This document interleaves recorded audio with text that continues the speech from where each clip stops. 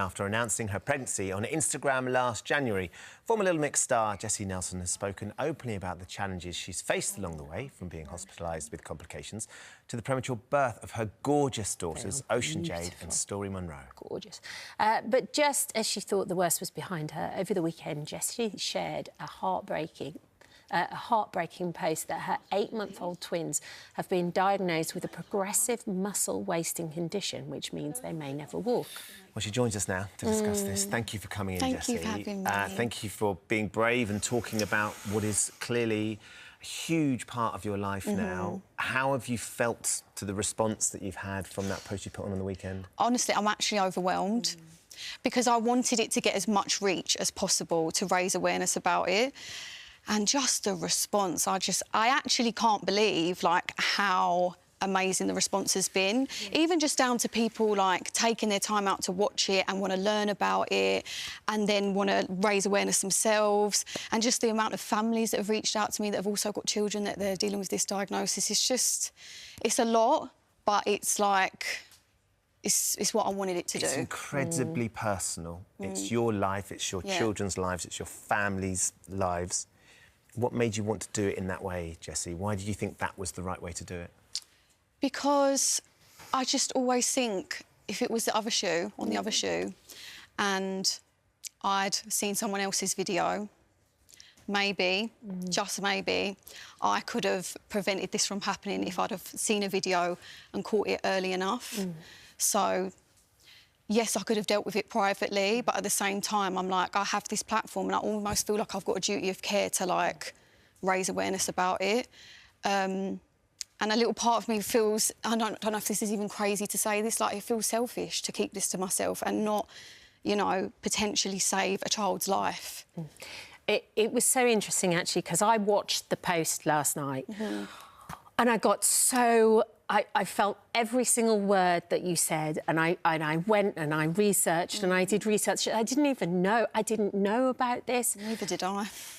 But as soon as you start to delve into the research, you realise that actually something can be done. Yeah, and that is the part that frustrates me the most, and that is why I wanted to make this video, because the thing that's just mad to me is I actually knew and saw all of the signs before I even knew what SMA was. Yeah. But because from when I left NICU, it was hammered home to me, don't compare your baby, do not compare your baby. They're not going to reach the same milestones. Take them as they are. Because they were premature. And they're my first set of babies. And when I took them home from NICU, the only thing I was really concerned about at that time was, like, checking their temperature, making sure they're still breathing. I'm not checking to see if their legs are still moving. Yeah. So, but it was weird because even when I was in NICU, the way they used to lay on my chest, they had, like, frog leg position when they would lay on my chest. I remember bringing them home and laying them down on their mat and saying to my mum, oh, God, isn't their belly, like, an unusual shape? And they breathe from their belly. And me and my mum were just like, well, it's because they're premature. Yeah. And that's what's frustrating, knowing that, for me, if this was the cards I was always going to get dealt and there was nothing I could do about it, then it's almost easier for me to accept. But when you know that there is something that can be done about it and it is life-changing to your child, that's the part that I cannot accept. And that is why I'm going to shout to the rooftops about this. NICU is the neonatal intensive care unit that you were in with the girls. It was eventually your mum, wasn't it, who really noticed something significant was wrong? Yeah, and that's also quite alarming as well when you know you've got healthcare visitors coming round who are telling you, oh, they're fine, they're absolutely fine, they look healthy, they're doing really well. And it took for my mum to be like, they don't move their legs how they should be moving. And, you know, bless my mum, she is a worrier, she worries about everything. And at the time, I was just thought that was just my mum being mum and worrying. But then I was like, you know what? They actually don't move them a lot. And that was when I was like, every day I'd start to gradually see it be less and less and less. And it makes me so sad when I watch back the videos now from when I watched them from when they came home from NICU to now. You literally, as I watch back the videos, they're moving their legs and then week 2, week 3, it gets less and less till, like, a month, it just stops. Yeah, you just see the deterioration in front of you. And that's how quick it is. And that is why it is so important and vital to get treatment from birth and that is detected from birth. And there is a test you can do. So basically, tell us about SMA, first of all. What's going to happen to the babies? So they've had their treatment, thank God. So that is a one-off infusion. There's 3 different treatments that you can get. They've had a one-off infusion, and what that does is it essentially puts the gene back in their body that they don't have. And, like, in an easier way to explain it, it, like, stops any of the muscles that are still working from dying. But any that have gone, you can't regain them back. So that's why if you catch it early... Gotcha. So they've had that. So now it will just be down to a case of constant physio and just, What is the prognosis, Jesy? Sorry, say that What again. is the prognosis for the girls? Sorry, what do you mean by that? So what does their future look like? What is the sort of the... Well, we've been mobility? told, you know, that they will probably never walk. They'll probably never regain their neck strength. They are going to be in wheelchairs. But you know, listen, there's been so many stories where, you know, parents have been told this and then their children have gone on to do incredible things. So I believe that you've just got to manifest this into existence. They are still smiling, they're still happy, they have each other, and that's like the main thing that I'm like so grateful for, because they could be doing this by themselves, but they're twins and they're going through this together, and I think that's beautiful. Yeah. So all I can do is just try my best to be there for them, give them positive energy, keep doing physio.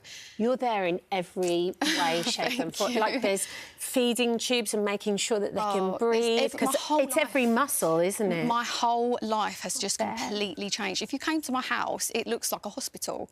My whole hallway is filled up with medical stuff, and it's just crazy how you can go from one extreme to the next. Like, bless little Story, she has to be on a breathing machine at night because she isn't strong enough to breathe by herself at night.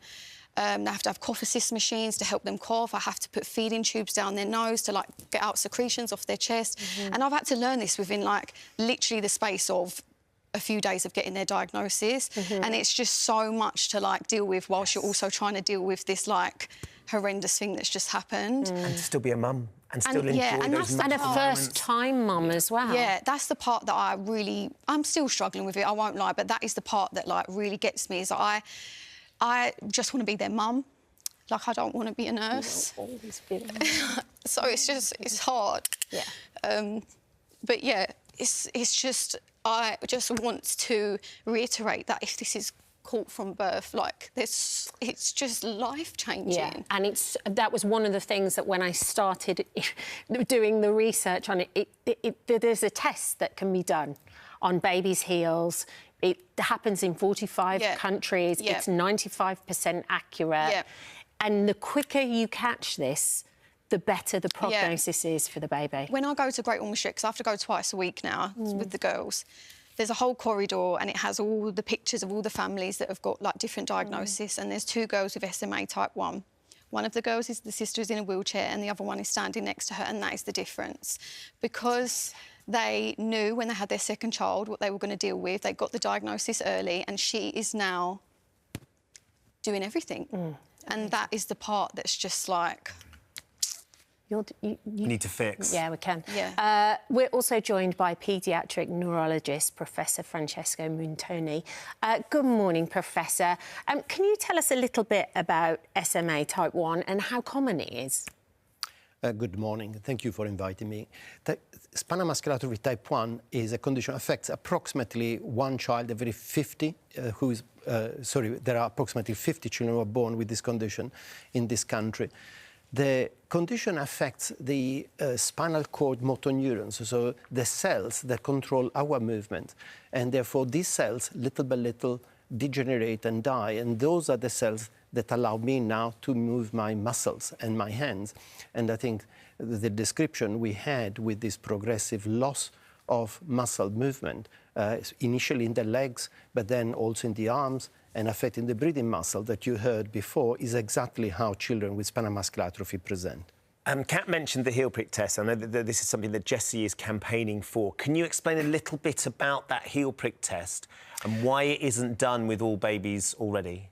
So the heel prick test that is done in another 45 countries, including the entire States for the last 3 or 4 years, is a test that is done at the same time as the other tests that are done for all newborns, including cystic fibrosis and many other conditions.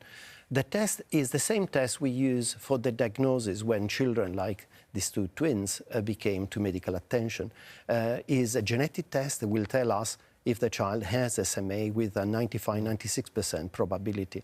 And we'll also be able to give a sense of whether the child will have the more common form, type 1, or some of the rare, milder form that affect approximately 10 children in the country every year. And is there, but what is the reason that it's not done uniformly? Because, as you say, I know that I work a lot with the Cystic Fibrosis Trust, and they campaigned long and hard to make that part of the heel prick test as well, because that wasn't being done a number of years ago. Why is this one not being done? Well, we're also campaigning for the same reason. I think the reason why it's not done is that there are two aspects that need to be considered. One is the cost effectiveness, and this is not a simple, if you like, calculation, although in every single country where this has been done has been shown to be cost effective. The other reason is that whenever this is available, it needs to be available to entire England population, and there needs to be a good network to make sure that it's done properly. So these are the two reasons. But having said all this, many of us physicians feel that can happen quicker than what is happening. It should do. This is what the NHS have said. They said the UK National Screening Committee is looking at whether the NHS should introduce routine screening to identify the condition. The NHS has rolled out 3 new treatments for SMA since 2019, helping more than 140 children with severe SMA to receive a one-shot treatment. We are determined to make this process as quick as possible for all children and their families. It's interesting hearing the professor talk there, Jesy, because essentially it will come down to costs at some point within the NHS, but long-term costs for the treatment for your children, if they'd had this beforehand, would be saved. Yeah, I potentially could have saved their legs. It's like, I'm just being brutally honest, like that is, and it's just, you know, I don't think I'll ever be able to get over it or accept it, but all I can do is try and do my best and try and make change. Yeah, well, you're doing a brilliant job. Thank you so much. Thank you. And you are being a beautiful, loving, gorgeous mum as well. Thank you. Thank you for coming on the show. Thank you for having me. Thank you so much. And just for raising... I didn't know what it was either. The quicker this change happens for everybody, the better. I mean, it's 95% accurate. Yeah. Because of you, Jesy. Thank you so much. Thank you.